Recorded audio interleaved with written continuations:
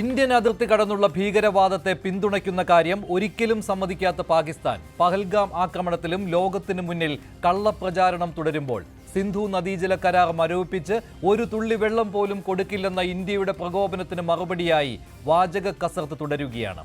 കശ്മീർ പാകിസ്ഥാന്റെ ജീവനാഡിയാണെന്ന് പ്രഖ്യാപിച്ച് പഹൽഗാം ആക്രമണത്തിന് വിത്തുപാകിയ പാക് സൈനിക മേധാവി അസീം മുനീർ മൗനത്തിൽ. കള്ളങ്ങളും അവകാശവാദങ്ങളും ആവർത്തിക്കുന്നത് പപ്പൻ ഭരണകൂടത്തിന്റെ പ്രതിനിധികളായ ഷഹബാസ് ഷരീഫ്, അസീം ഖ്വാജ, ഇഷാഖ് ദർ. ഇന്ത്യ സുസജ്ജം, പാകിസ്ഥാൻ അമ്പരപ്പിൽ.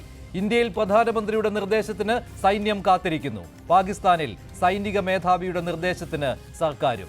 ഇന്ത്യയിൽ സർവകക്ഷി യോഗം ചേർന്ന് കേന്ദ്രത്തിന്റെ നീക്കത്തിന് പിന്തുണ നൽകുന്നു. പാകിസ്ഥാനിൽ പ്രതിപക്ഷ നേതാക്കൾ ജയിലിൽ. കശ്മീരിൽ മുസ്ലിങ്ങൾ പാക് വിരുദ്ധ മുദ്രാവാക്യം മുഴക്കി ഭീകരവാദത്തിനെതിരെ തെരുവിൽ. പാകിസ്ഥാനിൽ സൈന്യം കശ്മീരിന്റെ പേരിൽ വികാരം ആളിക്കത്തിക്കുന്നു.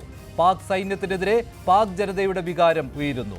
സിന്ധു നദീജല കരാർ മരവിപ്പിച്ച് ഒരു തുള്ളി വെള്ളം പോലും നൽകില്ലെന്ന് ഇന്ത്യ പ്രഖ്യാപിച്ചപ്പോൾ യുദ്ധമായിരിക്കും ഫലമെന്നും സിന്ധുവിൽ ഇന്ത്യക്കാരുടെ രക്തമൊഴുകുമെന്നുമുള്ള വാചകമടിക്കിടെ പാകിസ്ഥാൻ ഭയപ്പാടിൽ. അതിർത്തിയിൽ സൈനിക നീക്കം ശക്തമാക്കി തിരിച്ചടിക്ക് ശക്തി കൂട്ടാനുള്ള നീക്കം നടക്കവേ പ്രൈം ഡിബേറ്റ് ചർച്ച ചെയ്യുന്നു.